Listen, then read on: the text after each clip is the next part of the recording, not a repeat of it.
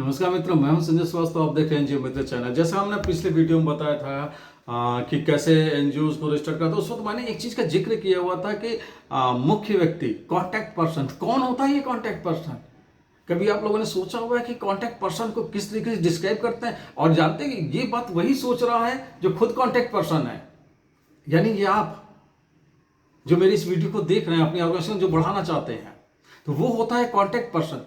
मतलब और किसी भी ऑर्गेनाइजेशन का वो व्यक्ति जिसके कंधे पे पूरी जिम्मेदारी हो ऑर्गेनाइजेशन को आगे बढ़ाने के लिए, तो वो होता है कॉन्टैक्ट पर्सन। कॉन्टैक्ट पर्सन के लिए हमने एक एक्सक्लूसिव वीडियो क्यों बनाया है आपको पता है? वो इसलिए क्योंकि अगर कॉन्टैक्ट पर्सन सही है और प्रोग्रेसिव है, ऑर्गेनाइजेशन आगे जा रही है, नहीं सही है, डल है, ऑर्गेनाइजेशन बैठ रही है, तो कॉन्टैक्ट पर्सन यहाँ पे एक इतना मेजर रोल होता है कि उसको हर कुछ संभाल के चलना होता है। तो अगर मैनेजिंग कमेटी में उसकी जगह देख ले तो बहुत सी मैनेजिंग कमेटी में हो सकता है प्रेसिडेंट कॉन्टैक्ट पर्सन हो। ज्यादातर मैनेजिंग कमेटी में मैंने देखा हुआ है कि सेक्रेटरी कॉन्टैक्ट पर्सन होता है, यानी सचिव। सचिव इसलिए क्योंकि उसको सब कुछ मैनेज करना होता है। जैसे उसको मैनेजिंग कमेटी को भी मैनेज करना, हालांकि प्रेसिडेंट तो प्रिसाइडिंग करता ही है, लेकिन मैनेजिंग कमेटी को भी मैनेज करना होता है, फंड को भी मैनेज करना होता है, एम्प्लॉयज को भी रखना होता है, फील्ड को भी मैनेज करना होता है। इसलिए कॉन्टैक्ट पर्सन का एक बहुत ही महत्वपूर्ण रोल होता है। तो कॉन्टैक्ट पर्सन क्या क्या कर सकता है, मैं आपको बताता हूँ कॉन्टैक्ट पर्सन क्या क्या कर सकता है। पहली बात तो कॉन्टैक्ट पर्सन, हर एक पेपर में सामने उसका नाम लिखा रहता है कि contact, who is the contact person, तो उनकी कॉन्टैक्ट डिटेल देनी, सब कुछ देना है। इसका मतलब क्या हुआ, कोई भी उसके ऑर्गेनाइजेशन से रिलेटेड कोई भी इंफॉर्मेशन कोई किसी लेना चाहता है तो कॉन्टैक्ट पर्सन को ही कॉन्टैक्ट करता है। तो ये होता है उसका मेजर रोल। और वो मेजर रोल क्यों होता है? क्योंकि जो भी कांटेक्ट करता है उसको ये एक्सपेक्टेशन होती है, मतलब उसको ये आशा रहती है कि इस व्यक्ति के पास आपके ऑर्गेनाइजेशन की पूरी जानकारी होगी। मतलब क्या है कि जो प्रोजेक्ट आपने लगाया है तो आपको पता होना चाहिए कि ये प्रोजेक्ट कौन लगाया, कैसा लगाया, किस प्रकार से लगा हुआ है। प्रेजेंटेशन देना है तो कॉन्टैक्ट पर्सन ही प्रेजेंटेशन दे रहा है कि उसको पता है कि हमारी ऑर्गेनाइजेशन का स्टेटस क्या है, मेरी ऑर्गेनाइजेशन किस टाइप की, इसकी उसके रिसोर्सेज क्या क्या है, उसको कॉन्टैक्ट पर्सन को पता है। कॉन्टैक्ट पर्सन को ही पता है कि मैनेजिंग कमेटी को कैसे मैनेज करना है, कॉन्टैक्ट पर्सन को ही पता है कि रिसोर्सेज को कैसे मैनेज करना है। तो कॉन्टैक्ट पर्सन की रोल बहुत बड़ा होता है। बाकी सब सपोर्टिव रोल होता है, जैसे ट्रेजरर है, कैश कोर्स देख रहा है, प्रेसिडेंट प्रिसाइडिंग कर रहा है, लेकिन कॉन्टैक्ट पर्सन सब कुछ कर रहा है।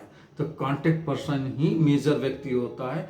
और उनको क्यों कॉन्टैक्ट पर्सन कहा जाता है? जैसे हमने बताया क्योंकि उनके पास ऑर्गेनाइजेशन की पूरी जानकारी होती है, इसलिए उनको कॉन्टैक्ट पर्सन ही सोचा जाता है कि इनके पास से हमें सारी जानकारी मिल सकती है। रिस्पॉन्सिबिलिटीज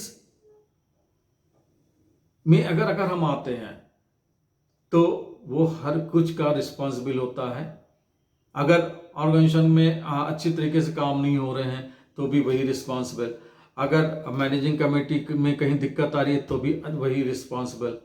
और अगर प्रोजेक्ट नहीं आ पा रहे हैं तो भी वही रिस्पॉन्सिबल। तो ये उसकी होती है रिस्पॉन्सिबिलिटी।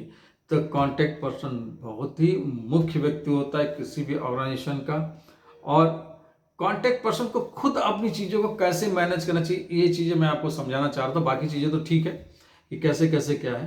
कॉन्टैक्ट पर्सन को चीज़ें क्या करते हैं, किस प्रकार से अपने अपनी इंपॉर्टेंस को प्रूव कर सकते हैं, ये मैं आपको समझाने की कोशिश कर रहा हूँ। देखिए, कॉन्टैक्ट पर्सन का मेजर रोल जो मैं जो समझ सकता हूँ ये होता है कि किसी तरीके से ऑर्गेनाइजेशन में फंड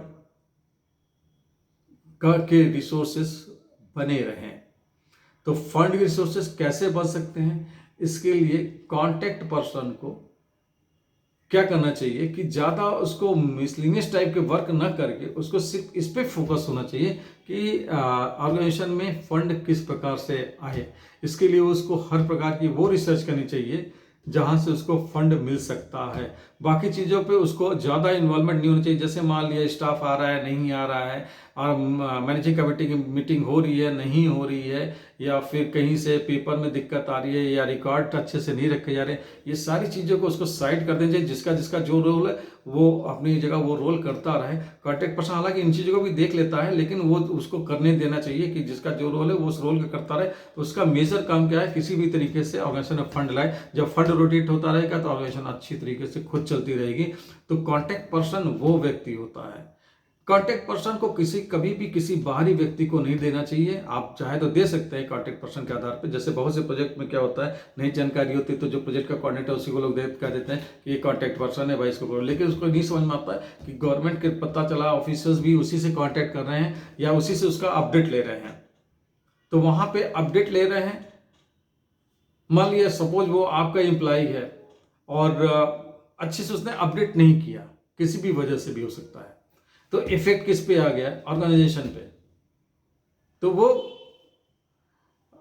फिर कांटेक्ट पर्सन को ही दिक्कत आ जाएगी। इसलिए कांटेक्ट पर्सन को हर एक वो चीज को करना होगा जहां से फंड को कहीं से दिक्कत ना आए, या कहीं से फंडिंग अगर चल रही है तो उसके सिस्टम में कहीं दिक्कत ना आए। अगर उसने कहीं एक्सटर्नल भी कांटेक्ट पर्सन रखा हुआ तो उसकी भी निगरानी या उसकी मॉनिटरिंग कांटेक्ट पर्सन को रेगुलरली करनी पड़ेगी।